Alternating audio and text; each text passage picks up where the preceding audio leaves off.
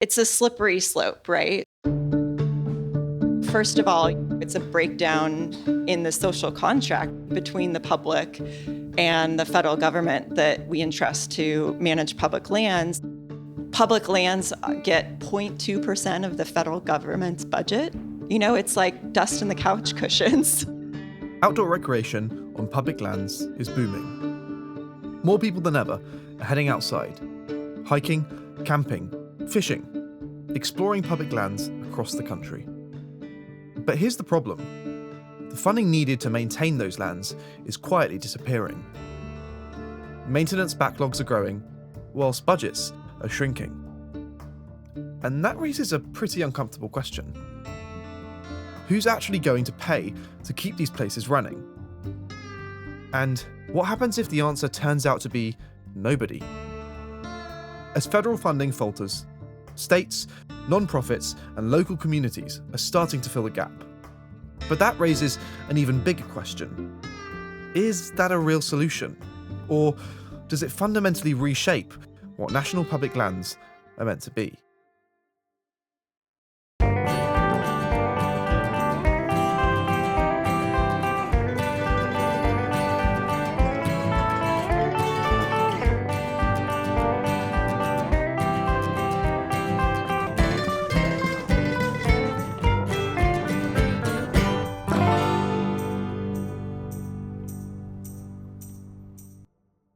Welcome back to Season 2 of Trailbreak Radio, the Winter Wildlands Alliance podcast. I'm Annika Williams. And I'm Emily Scott. This season is an 8-part series featuring recorded conversations from Winter Wildlands Alliance's 11th Biannual Grassroots Advocacy Conference, held September 2025 at the University of Washington's Pack Forest near Mount Rainier. And thanks to our conference sponsors, we're able to share these conversations beyond the room. Sufficient funding is critical to managing, protecting, and supporting our public lands. Visitation to public lands keeps climbing, but the funding to manage those places isn't keeping pace. That gap shows up everywhere. Fewer rangers, closed trailheads and bathrooms, aging infrastructure, trash, fires. So today we're thinking about the future of our public lands and how we'll continue to fund them. What does sustainable funding for public lands actually look like, and who should be responsible for it? We are joined by Betsy Robblee, Conservation and Advocacy Director at the Mountaineers, John Garder, Senior Director of Budget and Appropriations at the National Parks Conservation Association, Dan Gibbs, the Executive Director of the Colorado Department of Natural Resources, and Garrett Brennan of Raven Analytics and 3-Pin Strategy, to explore the importance and options for funding our public lands moving forward. Together, our panelists explore where the current funding systems fall short, what new models could look like, and what's at stake if we don't close the gap. With that, let's dive in. Listen while you're packing for your next adventure, folding laundry, or sitting by the fire after a cold day. And tune in for more conversations to come.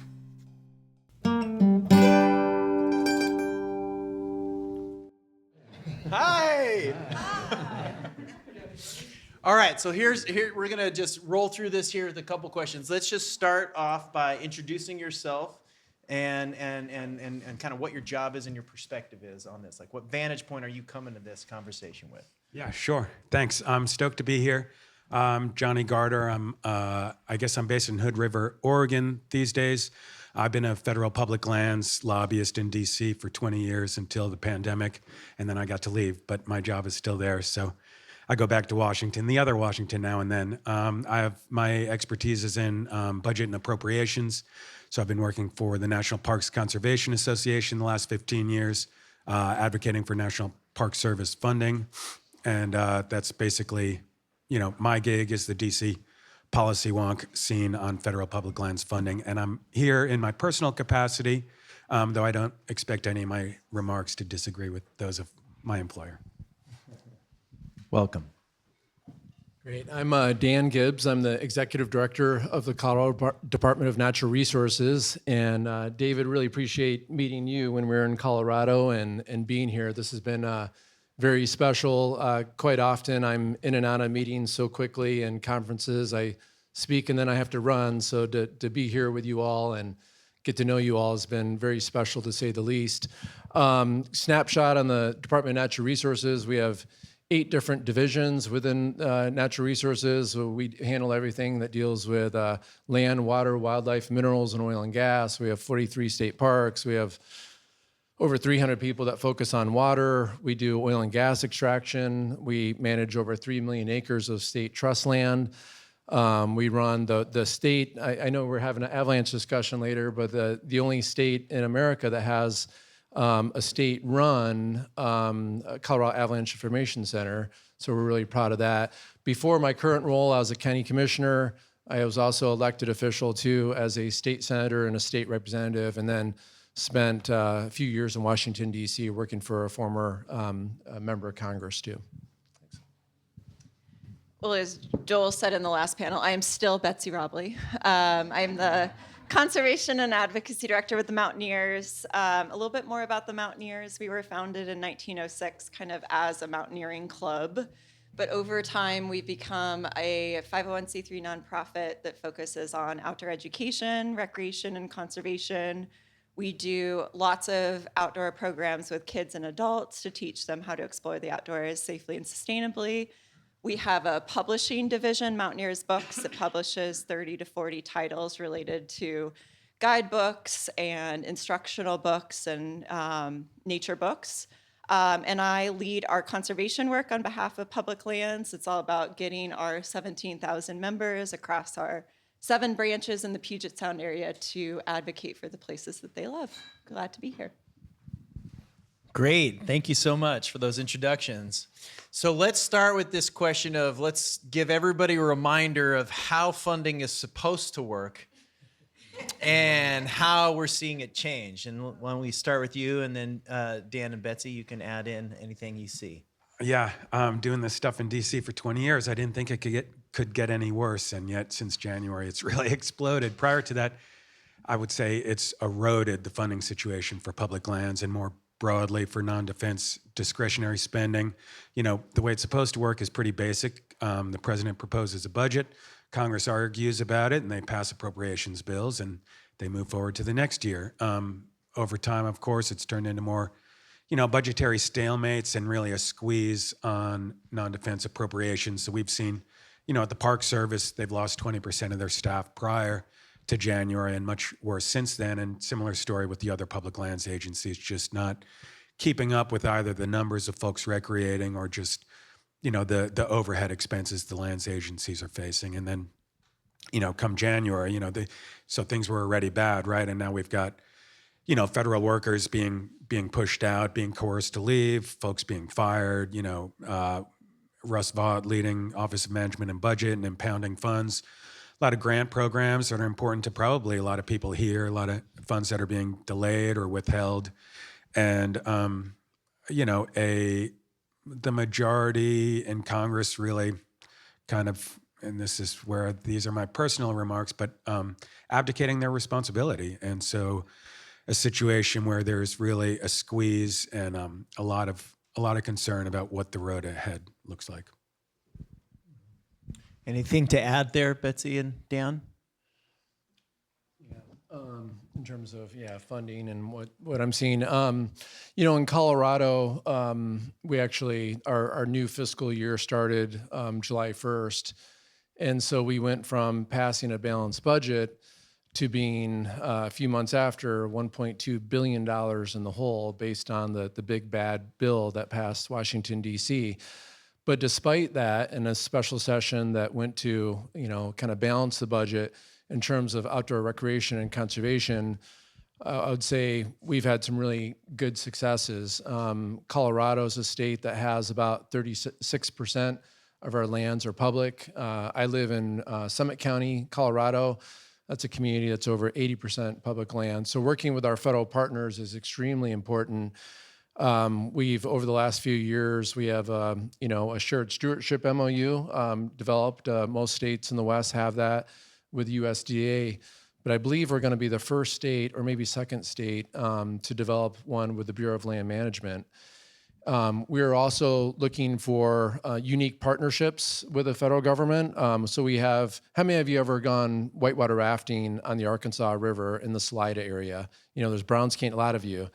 And so you may or may not know this, but that's actually mostly Bureau of Land Management land that's actually managed by my Parks and Wildlife Division. And so we were able to do that through the Recreation and Public Purposes Act, and that was a bill that actually passed back in 1926, believe it or not.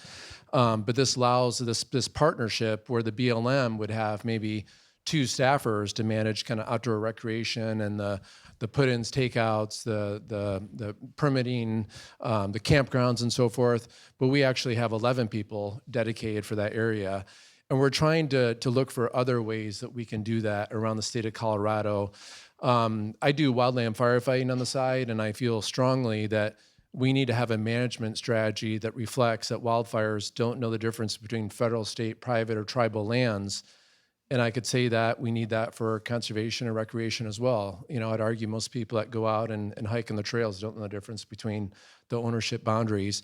So we're doing the same thing kind of with this Arkansas Headwaters Recreation Area now at Pikes Peak. We're working to create, believe it or not, a Pikes Peak State Park in the future, where we're coming together and we're managing the recreation. We're working on the North Sandhills property. It's on BLM land up in Jackson County. And then we're also exploring other ways to get more people to buy into outdoor recreation and not just have it hunters and anglers. We get about $40 million from what's called the Johnson Dingle and Pittman Robertson funds based on hunting and fishing licenses. But just a couple of years ago, we got a bill through the legislature called the Keep Colorado Wild Pass, really based off of similar to what you do in Montana, where when you buy your vehicle registration fees, you're able to buy a $29 pass that goes towards parks and recreation, search and rescue, and also like expanding new park opportunities. This has been a huge success. We can also use these funds on federal lands as well. And so overnight, we went from about $18 million to about $45 million. And we're trying to get 30% of all Coloradans that have a vehicle to buy into this. And we think we're about 29% now. We also have what's called these outdoor regional partnerships, where I think some folks may talk about it tomorrow, but we're building kind of these collaboratives around the state to figure out a long-term vision of where trails should be, where open space should be, where a larger collaborative that people can decide like, hey, what's the best fit, for your home community. And we try to have multiple counties be a part of these outdoor regional partnerships. And they're funded through $50 million of funds through lottery proceeds from Great Outdoors Colorado. So we have a 5-year, $50 million commitment for that. And then we're also exploring more money for search and rescue fee. When you buy a hunting and fishing license, it's 25 cents. Right now, we're going to likely increase it to $1.25, and that's going to bring, about $2.5 million for that. We've also had discussions on funding with like mountain bikers and different other user groups to try to build a larger tent for more funding opportunities. So anyways, I think we have some pretty innovative models in Colorado, and I don't want to take all the time with it, but I think we're doing a lot of things right, but there's a lot more that we can do. Great. So those are some great examples of things that are working well right now in Colorado. And Betsy and John, you each have, Washington and DC, 2 really different perspectives or locations. What are you seeing in those locations about what's working well right now when it comes to funding? Yeah, sure. So with Washington State, you all are here now and you can see, the great beauty of our state. People love our public lands in Washington, and they really stepped up to steward them and advocate for them. And so what works well in Washington is just we have a great network of nonprofits here that do a tremendous amount of trail maintenance and stewardship. And in fact, I think it's about 40 to 50% of trail maintenance on Forest Service trails in the Region 6 area, which is Washington and Oregon, is done by partners.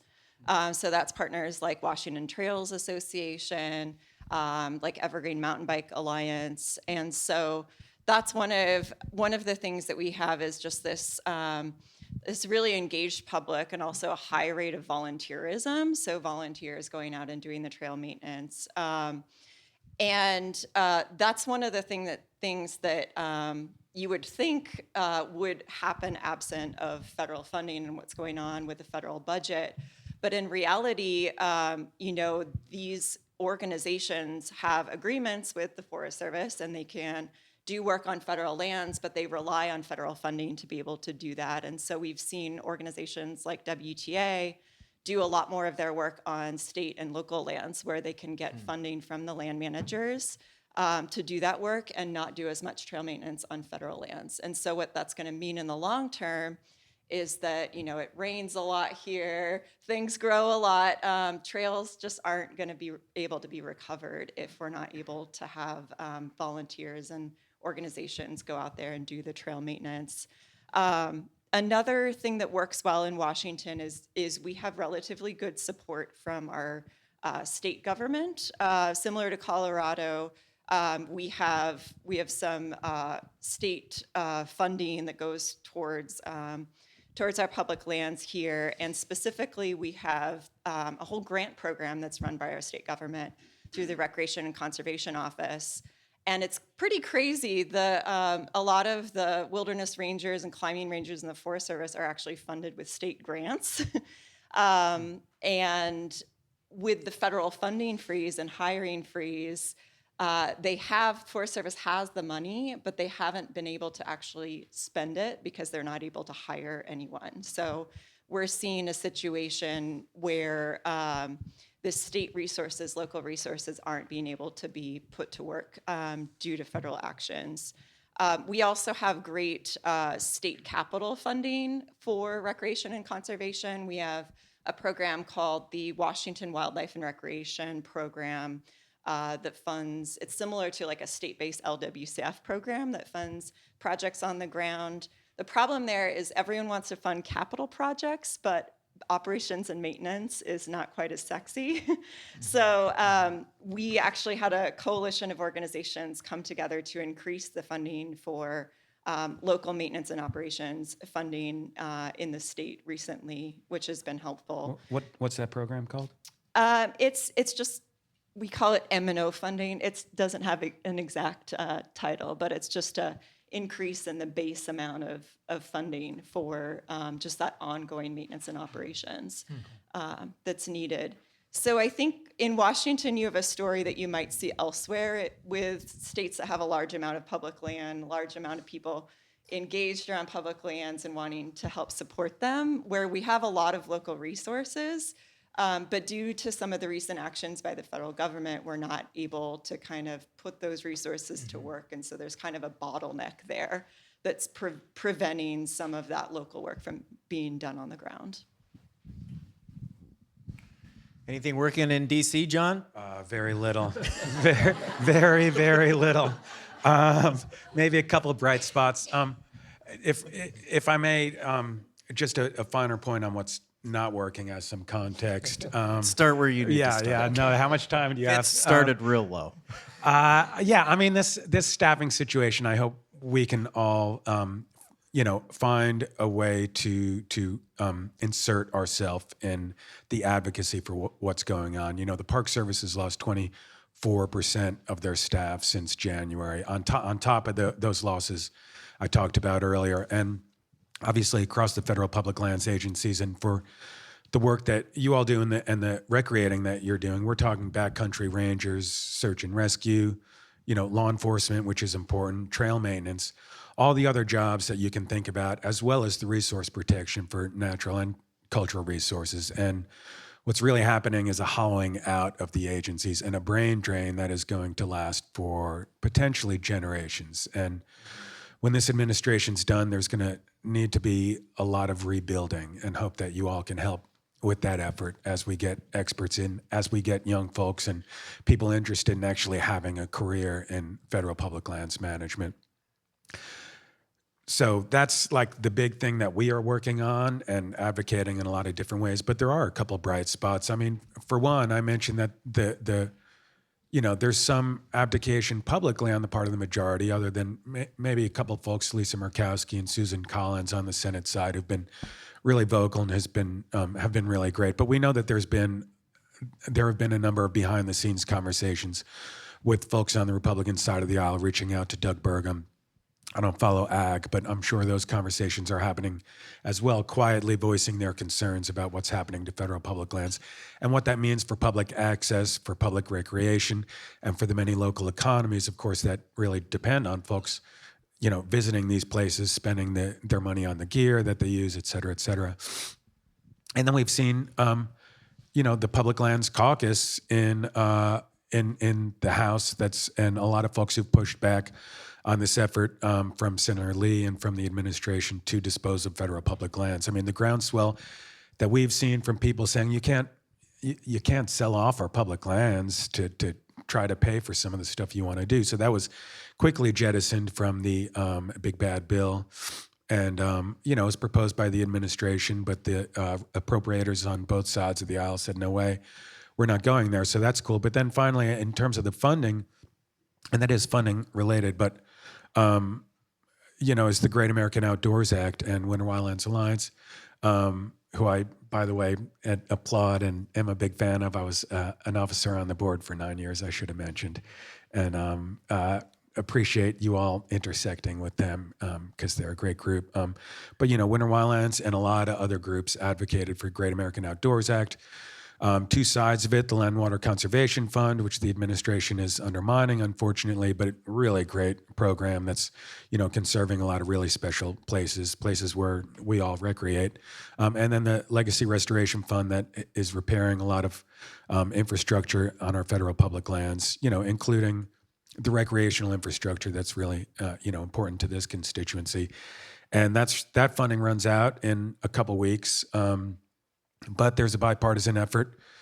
We've got the America the Beautiful Act in the Senate with 26 bipartisan senators on there now to extend that maintenance funding for another 8 years at $2 billion per year, which is awesome, and a lot of agreement going on that side of the aisle. And then I was just in Grand Teton last week for a House hearing where the House Natural Resources Committee, which is not known for getting along. In fact, if you want some entertainment, get some popcorn and watch some of those hearings. Holy cow. But I sat there with the Tetons behind these members, and they were getting along and having a conversation about how we can all work together and address some of this infrastructure. And so I think there's a role for us to advocate for that legislation, but also once hopefully it passes, it does have the support of the administration to find ways to work with the agencies to make sure that funding supports some of the things that we all care about, and that funding gets out to the trails and all that recreational infrastructure. Great.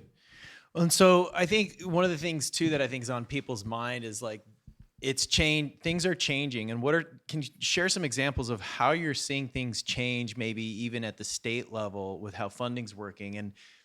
And we heard some examples of collaboration with federal land managers in state and county and townships that are positive beacons of like, well, it can work. But what's concerning about that shift that we're starting to see and the pressures that you're uniquely feeling? Yeah, thanks for that question. A few things on my mind. October 1st, first of all, that's when the next time frame for a possible federal government shutdown. Some of you may not even be aware of that date, but I think about it very closely. In part, I'll tell you a few reasons why.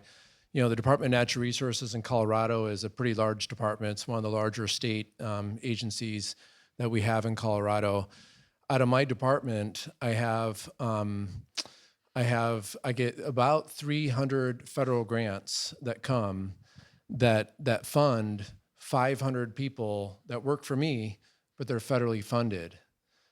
So 500 people that work for me, but are federally funded positions. And just to give you a snapshot of what they do, this is my orphan well program. This is my abandoned mine cleanup. This is my flood mitigation group. This is my, we have kind of search and rescue and kind of like body recovery unit that Parks and Wildlife does, a lot of our state parks. We do forestry work as well. And I want to ask you all, when I list off just a few of those, which one do you consider those Republican or Democrat? None, right? It's life and safety, right? So these are life and safety positions that I have. So I think about that date, and then I also think about the federal hiring freeze. So some of my meetings, I'm with the highest levels in natural resources in America, meeting secretary level type meetings, and occasionally I meet with folks and there's this hiring freeze, but we have local communities in Colorado, for example, that have dedicated funds that will go to, let's just make an example, in my community in Summit County, to the U.S. Forest Service annually. And we did this when I was a county commissioner too, but we have funded 6 seasonal, what we call front ranger staffers that hike the trails, that help deal with, too many people hiking in the outdoors, just like over usage at times, unattended campfires, all this like really critically important stuff. So you can't hire those folks because there's a hiring freeze. And so who are you going to partner with? So they want to partner with potentially the Department of Natural Resources. And so we're exploring, what that looks like. It's interesting. Earlier, we had a discussion, on the RODIS rule, LWCF funds, public lands rule. If you look at all those, mostly states and local communities are pretty insulated from that. Like Colorado, we have our RODIS rule. It's not going to be messed with. We've heard assurances from the secretary on that. LWCF stateside funds, really no change. It's almost identical. So I see this like almost a tsunami of like also like our federal partners, I call them, wanting the states and local communities to step up to manage their lands for them. So you see examples like in Montana where there's a new Good Neighbor Authority of 4 million acres. And just, look it up online, 4 million acre Good Neighbor Authority for the state to manage those lands for forestry. Now, Good Neighbor Authorities are great, in my opinion, in many cases, as long as we get paid for it. But this is like a huge shift in terms of like, states, will you pick up and manage these lands for us? And it's not only on the forestry landscape, but I'm also seeing it with like outdoor recreation, where really popular locations in the state of Colorado, leadership, whether it's the Bureau of Land Management or U.S. Forest Service, are saying, hey, Dan, why can your team just manage this for us? And guess what? We're open to it. We're open to it because we do have funds now that we can use on federal lands, but it's something that I think it's a broader discussion that we should really talk about. Should state and local communities step up if the feds are not going to be there to manage the lands that we expect them to manage? What do we do in my position when I'm a land manager, where 43 state parks, I have about 3,000 employees, and we want to step up. We want to make sure that our lands are protected. We want to make sure that they're managed properly. Or do we just wait and we wait till there's an unattended campfire where there's normally a ranger for the Forest Service that would get out there, or do we step in? And so that's a huge predicament that I'm really struggling with. And I know probably you would be as well if you're in my seat. And it's something I just grapple with, multiple times a day on whether or not, how far the state can step in, and should we step in, and what does that mean big picture for the future of our public lands? Yeah, just to build on that, I think Megan covered some of what we're seeing in Washington this morning, where we have Forest Service districts that have up to 70% of their recreation staff is gone this year. And there is just this real abdication of the federal government of managing their lands properly. And in Washington, we're seeing nonprofits and some localities step up to help. So there's been volunteer groups going in and picking up trash, or nonprofits taking over contracts to clean toilets. But that's a Band-Aid, and that is not free. They're getting that funding to do that work from local foundations, maybe local chambers of commerce, and private donations and nonprofits cannot replace the funding provided by the federal government. There is simply no substitute for resources and capacity that comes from the feds. The nonprofit organizations I mentioned that do a lot of trail maintenance, trail stewardship, They need agency staff to coordinate their projects. They need someone to pick up the phone on the other end of the line and coordinate a project, let alone plan a new trail project that requires, the NEPA folks and the ologists. And in Washington, the state can't fill the gap. I mean, we have a $12 billion state deficit, and they are cutting into state land management to help fill that gap, unfortunately. So there's really no way that they can support federal land management. And then there's a lot of work that's inherently governmental. So checking permits, issuing citations, coordinating NEPA processes. Like, you can't have volunteer groups do this. So, so what I'm seeing is just like, it's a slippery slope, right? So first of all, it's a breakdown in the social contract, essentially, between the public and the federal government that we entrust to manage public lands. So the public pays taxes, and here in the Pacific Northwest, like, we have the Northwest Forest Pass that we pay for and display on our vehicles. And so we pay for it, right? Like, we have the expectation that the federal government uses our money and provides a safe and accessible outdoor recreation experience, cares for those natural resources. That's kind of our expectation.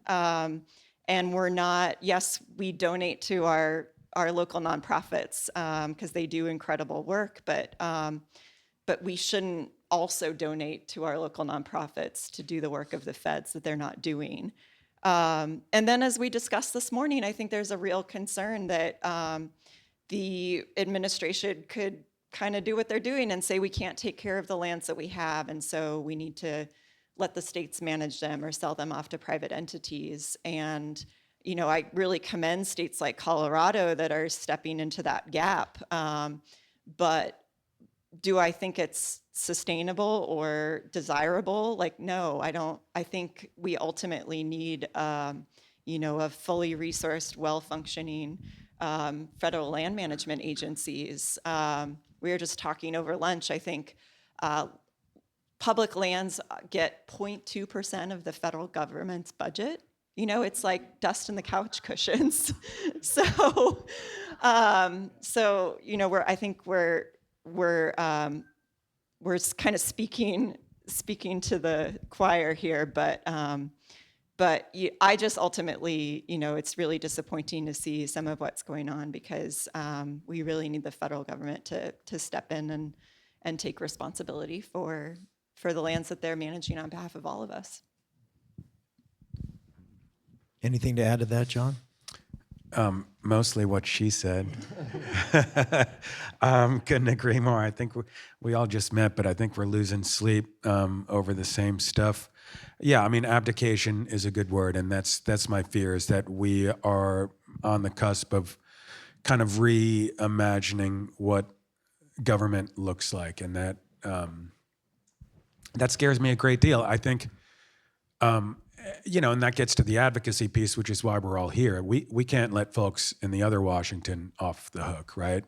But I think something else that's out there is, I mean, Betsy mentioned a number of things. There are also ideas like using Land and Water Conservation Fund money to pay for deferred maintenance, which is just, saying we don't need to conserve lands. Instead, we can just use that money to maintain infrastructure, which is, should not even be on the table, and hasn't been so far in Congress. I mean, there's a lot of support for LWCF on both sides of the aisle, but there's not just the brain drain in federal agencies, but there is the potential for politicization of the federal workforce. There are a number of things out there like Schedule F or Schedule Policy, if that means anything to anyone, but it's basically a number of administrative actions that are out there that we're yet to see flesh out, which really threatens to have folks who don't necessarily agree, career civil servants who don't necessarily agree with the administration basically being forced out, or in a way where there's an erosion of the protections for the career civil service, which, the whole idea since the Nixon administration, those, protections for the federal workforce have been in place for a reason, because they are the scientists, the policy experts, the folks who make objective scientific-based decisions, not decisions that are beholden to any administration, whatever their views may be on public lands. And that scares me a great deal as well. And that's where we all and the folks we know and work for and intersect with have a role. Great. So let's sort of say we would like to see a fully funded federal public lands workforce. Can we all agree? Like, that would be awesome. Yeah. Do I get thumbs up from everybody? Okay, great. So, question for each of you. If you had to pick one thing to measure and report on in the appropriations process that is not currently measured or reported on, that would help appropriations fund it more fully, what's the one thing that we're not measuring that is critical to fund it? I mean, if I understand your question correctly, where I think we can all play a role is measuring the purchase we get with the Republican side of the aisle. And that is not always easy to measure because, as I mentioned, there are a lot of behind-the-scenes conversations. But measuring our ability to find the folks who can have purchase with people like Interior Secretary Doug Burgum, doing that power mapping where we can get folks to have purchase with folks like Ryan Zinke in Montana and get him to talk with, just to pick a name of someone who I hope has some influence with the secretary. Certainly Steve Daines and other Republican members of Congress out there. What media work can we do, grassroots and grass tops activism, to identify people who can have influence with the people who need to be influenced in Washington? And that's not always easy to measure, but I think that's one of the biggest ways that we can make a difference. Okay. I have two answers for you. Okay. One is I would love to know the amount of money that states like Colorado, organizations like the Mountaineers, WTA, are providing as a service for the federal estate. So the larger cost of maintaining safe and accessible recreation experiences on public lands that is paid for by states and localities and nonprofits in addition to the federal government, because I think that would be pretty illuminating that in addition to X millions in federal appropriations, we have X times that is supported by the public. The second answer would be that we have tried for years to get what is the actual number of recreation staff, people that help manage recreation in federal land management agencies, but especially the Forest Service. And we haven't been able to get that number, nor have we been able to get the number of how many staff they need to effectively manage outdoor recreation. So those I think would be really helpful to our advocacy, is to say, we're currently here, we need to be here. What's the delta and how do we fill it? Great. I agree with both of them. Just me personally, just thinking of the landscape, I worked well with some of the former, Secretary Bernhardt and Secretary Vilsack, and now Secretary Rollins and Burgum, and for me, it's like building bridges and figuring out, like, I'm not going to agree with everyone in these key positions, but I need to advocate for Colorado. And you'll never know, like, who may have a connection to certain folks too that are really influential, that is really important for Colorado and for this larger group. So think about too, just big picture, like, for advocating for what you're working on natural resources, and who's in control right now of Congress. It's a federal issue, but who are those, like, county commissioners that maybe have, like, really good relationships with people in Washington, D.C. that could really be influential and help you out? I always think like bring back to like the money too, of like how much like kind of conservation, outdoor recreation, like how that all is part of our like one of Colorado's leading states economic drivers is like, everything conservation, the hiking, bird watching, hunting, fishing, you name it. Like that is our key economic driver. And so bringing it back to like a business, numbers, and what don't we have for numbers? I'm not really sure, but sometimes it's the business angle that can really relate to folks. And it's kind of an aha moment for some key people. They're like, okay, this actually means like real money and economy and jobs. And so, just figure out who you're talking to and what their language is, and have that be adaptable on the folks you're talking to. Great. What about, let's think about this group here and the vast network that actually isn't here that's still a part of Winter Wildlands. What can Winter Wildlands and groups like these do to improve the public lands funding situation? Yeah, great. Damn, that was awesome.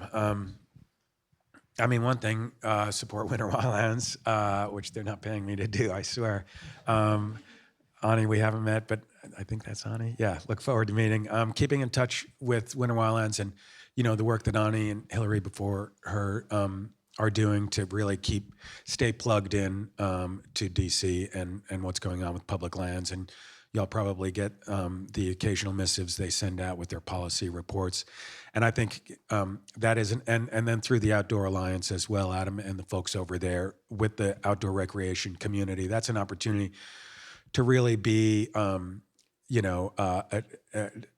force, a collective force of public lands conservation, recreation advocates, using those economic arguments, which we do all the time. The outdoor recreational economies, of course, is hugely robust, and that's something that resonates and people in Congress gets. So I think there are a lot of opportunities for folks to do that grassroots work, as I sort of mentioned, using various tactics like media, outreach to your members, really just building a constituency, in part through volunteerism. We're talking about, abdicating responsibility, but, volunteer networks help to fill the gaps. We need the feds to do their part, but that is a great way to really get people engaged in their public lands and bring them into the movement that really needs to grow. Okay. Yeah, I would say look around the room and figure out who's not here that should be here. When I want to get to point A to point B on big policy decisions, and it could be like a bill we're working on in Colorado, or it could even be a federal piece of legislation that we're involved with, or a funding mechanism, or whatever it may be. But I draw a big circle. And then, are you all familiar with like Rotary International Service Organization? Mm-hmm. But you know how it has different spokes? It's like a wheel, a wheel spokes. Well, it was started because initially the founder of Rotary wanted to have a spoke for each key person in the community if you're new to the community. So there would be a doctor, there's a spoke. There'd be a lawyer, there'd be a teacher, there'd be blah, blah, blah, blah, blah. But my point is, figure out like what key people need to be a part of getting from point A to point B, and how do you build those spokes, and think about those non-traditional folks that could be very influential. I'm just thinking of like the hunting and fishing community, for example. It could be, really resonate with folks, or it could be the agriculture community. It could be, I don't know, who knows, but just like look for those non-traditional allies that are just waiting to be invited to something like this, that maybe have never been invited to, that could add a lot to the equation, that could open up the door to get something meaningful done for your organization. Yeah, I would say my two biggest points of advice for advocacy strategies is one, tell local impact stories to your members of Congress. We've had huge success with that this year, is just collecting the statistics, the number of staff that different national forests and districts have lost, the on-the-ground impacts, the fact that we've gone from 11 rangers patrolling the Enchantments Wilderness to 1. And those local impact stories, not only are they local, which is what your members really want, but they're really compelling. And we had an experience where we shared a bunch of stories with Senator Murray's office, senior senator from Washington, vice chair of the Appropriations Committee, and her staff put together this oversight report of the effect of cuts to national park staff. And she used that report when she was questioning Secretary Burgum about the actions of the administration. And I just got chills when she shared an anecdote that I had shared with her staff. She was like, she's known as the mom in tennis shoes, so she's like a former preschool teacher, and she got her like school marm attitude on, and she was like, "You fired the only plumber at Mount Rainier National Park," and I was like, "Yes." I told her that story. So they can be really powerful. So I would just encourage, you all know local impact stories from the work that you do, so share those with the congressional members from your state. And my second piece of advice is, as you're building relationships with staff, telling those stories, is don't forget the value of taking people out on the landscape and showing them those impacts up close and personal. So it could be as simple as going for a hike. It could be showing a Great American Outdoors Act project, strategically taking them on the hike where there's going to be a lot of trash at the trailhead, making them use that nasty restroom. That is often, it's really great time to have those conversations that you can only have on public lands. I think one of the things that Adam Kramer, who leads Outdoor Alliance, always says is, remember that we're the fun groups. Like, we're the groups that we're not like the medical device company.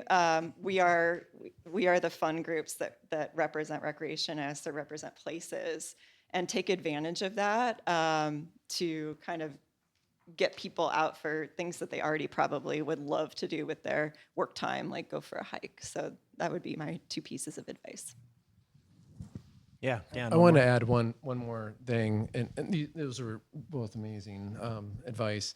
I was just thinking, I mentioned earlier I served in multiple levels of kind of government, elected official, and it's so key to like get to know who your county commissioner is. Like, who do you like? Lynn Pageant's here; she's one of ours in Colorado. But like, how many of you personally know your county commissioners? Like, raise your hand. How many of you personally know your state reps, your state senators, your members of Congress, U.S. senators, and so as it gets, as they represent a whole state, it's harder to get to know them personally.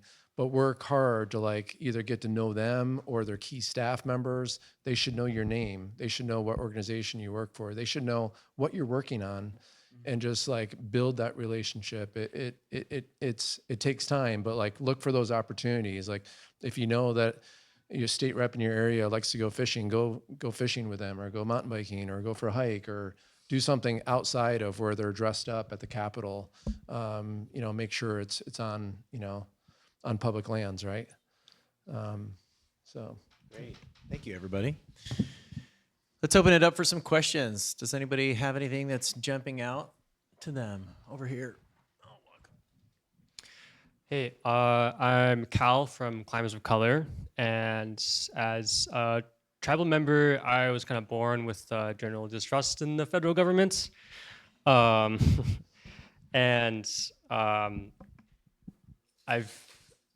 It's clear there could always be a need for more money, right? And with the abhorrent abandonments of the federal government, I'm wondering if there's any regional statehood coalition and, of course, tribal land forward coalition we should consider if the federal government is so easily exploited and neglectful. I'm thinking of like the recent West Coast Health Alliance, and just how we can look to our neighbors and statehood to be better. It seems a bit of a radical of a question, but it's radical times.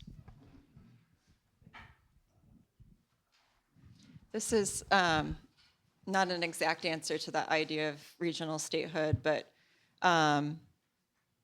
just something that we didn't mention is just the idea of much more enhanced co-management with tribes, or even like hashtag land back.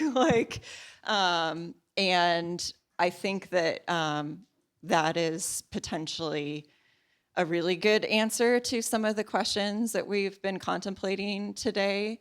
But I think you can't just do that and say, hey, tribes, go manage this land. That's not going to work, and it needs to come with resources. And so in this moment, I think the fact that resources aren't really coming to the picture, like with Dan's example of the shared stewardship or shared stewardship in Montana, it's just this handoff of like, hey, we don't want to manage this, you manage that, and that's not the answer either. But I do think that enhanced tribal co-management and co-stewardship is one of the example, or one of the solutions to kind of what we're talking about today. Other questions right here? My name's Brooke. I'm also from Summit County, Colorado. I'm just responding to Betsy's remarks about nonprofits and state agencies filling in the gaps where the federal government has removed funds or not filled in, even things like the cleaning restrooms. And I guess my concern there is sort of twofold. Like, A, it gives the federal government the opportunity to be like, you've been doing just fine without us. And also, it's pulling the wool over the eyes of the citizens who are using those areas so that they believe that the federal government might be actually doing the work that they're supposed to be doing or funding those projects, but they're not. And if those areas, for example, had to close and people showed up to use them and then they can't, then there might be more of a public uprising. So I was just wondering if you could respond to that. For me, I grapple with it all the time. And just like where you and I live, we have the Golden Horseshoe. And so this is U.S. Forest Service land that's managed by 3 different entities: U.S. Forest Service, the Town of Breckenridge Open Space, and Summit County Open Space and Trails Department. And guess who's really out there managing it? It's the local governments more so. They're dealing more with the trash, they're dealing with the parking issues and so forth. And so, it's something that we could take a poll. It'd be really interesting to see, like, what would you all do? Like, do we step up and do we try to manage these lands if they're not going to be federally funded and managed, or do state and local governments step in maybe for a short amount of time frame during this interesting kind of paradigm that we're in? And it's just something that I'm really struggling with, honestly, because it's I want to make sure, mission for the DNR is to, take care of management and sustain our natural resources for this generation and next generation. But what do I do? Just sit here and watch some of our lands not managed at all, and have unattended campfires and have mega fires, and then when there are fires, have a quarter of the fraction of the teams that would normally be there are not there anymore because they don't have fire in their title. They have recreation planner, they have grazing planner, they have fuels treatment planner, and not fire. I'm struggling. Yeah, me too. Super good question. Very much a question du jour. There was a Park Service director decades ago who said, Congress, if you're just going to keep giving me janky funding, I'm just going to make the visitors feel it. That didn't really happen. But what's going on in national parks right now is what I call a Potemkin village, really. It's a veneer where a secretarial order went out that said, hey, y'all just figure out how to keep visitors from feeling the pain. And we were working with our friends at the Coalition to Protect America's National Parks. We're able to get a document, 700 lines in a spreadsheet showing what all the impacts are. This was an exercise as a result of that order where Park Service superintendents had to submit to the department the areas where they were unable to kind of keep up this facade.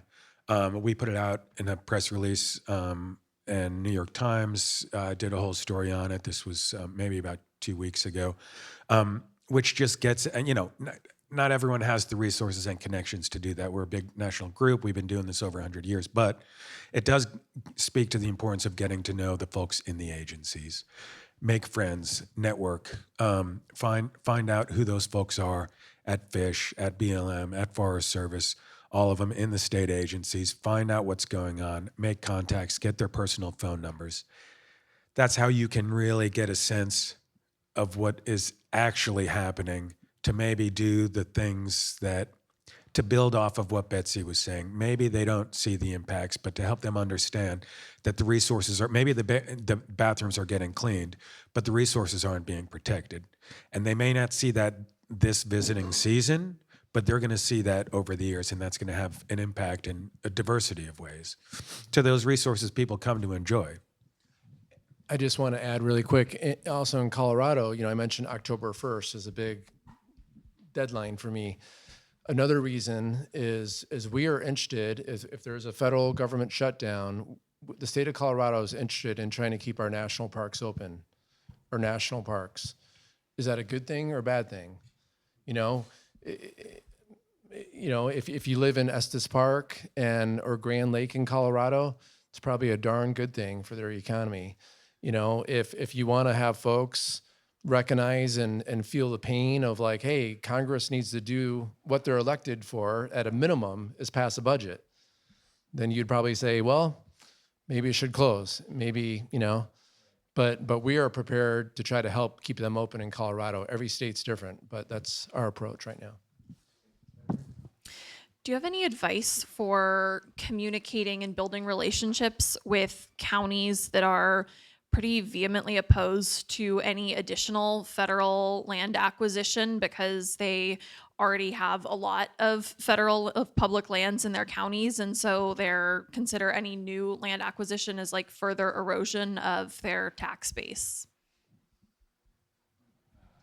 Yeah, that is a super tricky one. I spoke to the value of coalitions. I would say the LWCF coalition in DC. My friend Amy, Lindholm, who leads that, if you're part of that. They're great folks, great advocates, great coalition to be connected with. And she would have maybe some advice in that regard. I don't know that I do. Yeah, there's some really tricky places in Nevada and Utah in particular. It has been, Montana is really amazing because they're really like supporters of, on both sides of the aisle of they get LWCF, but in other places, not so much. That's a long way of saying I don't know. Let's do one more right here in the back. In the spirit of last night's call for not trying to go ABA, but go ABC, if we recognize that everything we're talking about are fingers in the dike, what's the alternative? In 10 years, I'm going to just challenge you. If, in fact, the federal government gets out of the job of managing federal lands and says, we're just going to decentralize, this is the state's problem. If somebody told you that tomorrow and said, you've got 10 years to prepare for this, what's your vision 10 years down the line? Obviously, funding is one of them. Staffing's as well. But how would that work? Because frankly, I don't see us reversing this current. As much as I'd like to say that. I wasn't here last night, so don't know the acronym, but I will say, despite seeing the other Washington fall apart over the last 20 years I've been doing this, I refuse to accept that as an advocate. I think if we all do our work, it's going to be a really rough 3.5 years. I can't believe it's only been, 5-6 months, but I think we can help try to stave, maybe it's not a finger in the dike, maybe it's a fist in the dike. I think we can do what we can to reduce the amount of damage. And then, as I said, I think helping these agencies rebuild. And when we meet with the folks in Washington, I don't think it's, here's what you need to do for us. I think they hear that too much. I think it's, what can we do for you? because we know you want to do the right thing and rebuild our federal government and rebuild those lands agencies. I don't personally accept that we're going to have a new paradigm where government is going to look entirely different than what we knew. Maybe that's naive. Oh, gosh, that's a really good question. I agree with John. I also want to give the question a fair shot, which is if I knew in 10 years no more federal funding for federal public lands, then I think there is too much public support for public lands to let them go. And I would say we've just got to figure out local funding sources, lots and lots of partnerships, even more than we have now. All of us, states, localities, nonprofits, tribes working together. Washington is an initiative state, so maybe we're passing a ballot initiative to get a ton of money for managing these places, and I think our citizens probably would step up. What I worry about is states where there isn't as much support for public lands like there is in Washington, which again is why we need a fully functioning federal land management cadre. So I think we could possibly put it together in Washington, but I would worry about other states.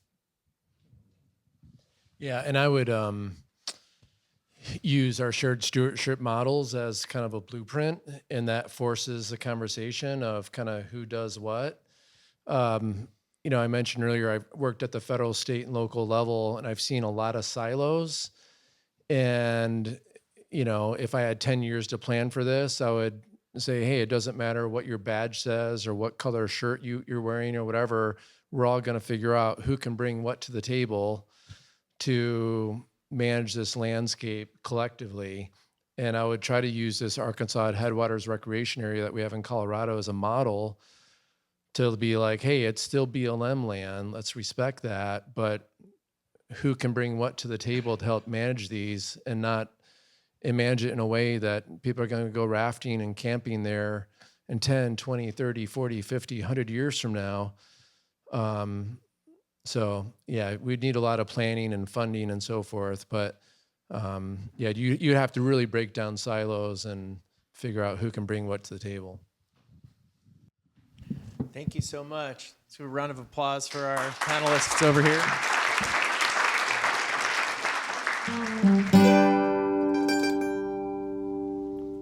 Thanks for listening to this episode of Trailbreak Radio Season 2. If this conversation resonated with you, this is a moment to lean in. In the absence of sufficient federal funding for our public lands, nonprofits are stepping up to help fill in the gaps. Connect with us and support our work by visiting winterwildlands.org, subscribing to our emails, and following us on social media to learn how Winter Wildlands Alliance inspires and empowers people to protect America's wild snowscapes. Today's episode of Trailbreak Radio was hosted by Winter Wildlands Alliance's Policy Director, Annika Williams, and by me, Emily Scott, Winter Wildlands Alliance's Operations Manager. Edited by Adam Titmus. And made possible by our panelists and our Grassroots Advocacy Conference partners. Outdoor Alliance, REI Co-op, the Mountaineers, Duct Tape Then Beer and Dirtbag Diaries, High Country News, Freem Family Brewers, and our host, University of Washington's Pack Forest.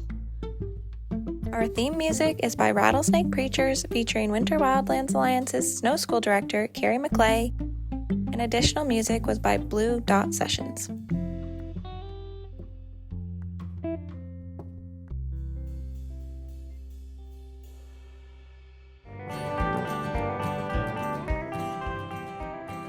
In our next episode, we'll continue this conversation with a panel focused on sustainable winter recreation access for all.